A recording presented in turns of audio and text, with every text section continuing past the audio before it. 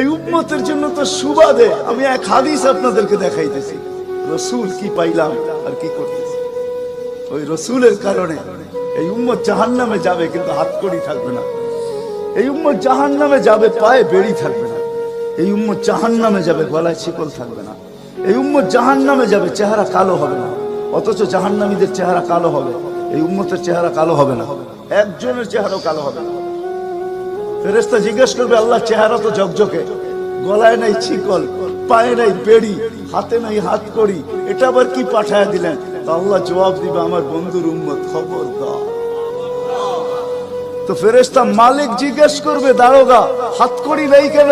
বলছে, যেই হাত উঁচুতে ব্যবহার হয় ওটা হাতে হাতকড়ি লাগে না। যেই পাও মসজিদের দিকে চলে ওই পায়ে বেড়ি লাগে না। যেই কপাল আমার কুদরতি পায়ে জীবনে একবারও আমাকে পাওয়ার জন্য ঠেকায়া দিছে, সেজদা করছে, ওই চেহারা কোনোদিন কালো হয় না, গলায় কোনোদিন চিকন লাগে না। 3 জায়গায় আগুন লাগাবে না, খবরদার। চেহারায়, হাতে, পায়ে, বাকি শরীরে লাগায় দাও।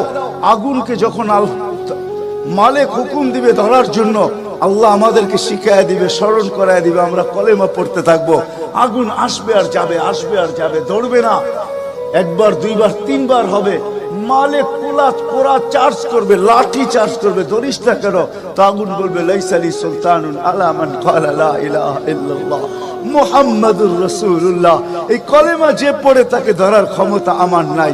তারপরে আল্লাহ নিজে কি করবে? ইমাম কুরতুবী রাহমাতুল্লাহ আলাইহি লেখেন, ফাআমাতাল্লাহু মাউতাতান, আল্লাহ আমাদেরকে ঘুম পড়ায়া দিবে।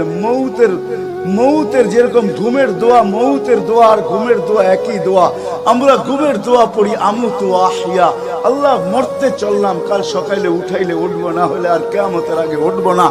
তো ঘুমো মৌত, আল্লাহ ঘুম পড়ায়া দিবে। আযাব ঘুমের ভিতরে কমপ্লিট করে আল্লাহ বাহির করে নিয়ে আসবে। নবীর সুবাদে, নবীর সুবাদে।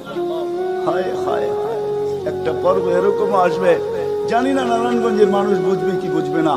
একটা পর্ব এরকমও আসবে নবীর সুবাদে, একটা পর্ব এরকমও আসবে নবীর সুবাদে, এরকম একটা পর্ব আসবে। আল্লাহ জিবরিলকে ডাইকা বলবে যে আরশের সাথে কান লাগাও। তো দেখবে যে আরশের সাথে কান লাগা একটা ক্ষীণ আওয়াজ আসতেছে, যেইখান থেকে বলতেছে, হান্নান মান্নান আনকিযনি, ও হান্নান মান্নান আমাকে বাঁচানা। তো জিবরিল বলবে, বড় ক্ষীণ আওয়াজ, হান্নান মান্নান বলে বাঁচাইতে বলতেছে। বলছে, জিবরিল দৌড়ে যাও, আমার বন্ধুর উম্মত আমাকে বাঁচানোর জন্য ডাকতেছে। জিবরিল যাবে দোজখের কাছে, মালিকের কাছে যাবে। মালিক লিস্টি দেখা বলবে, কেউ বাকি নাই, আখরাস তো সবাইকে বাহির করে দিছি। ফিরে আসবে, আবার শোনাবে, আবার যাবে, আবার ফিরত আসবে।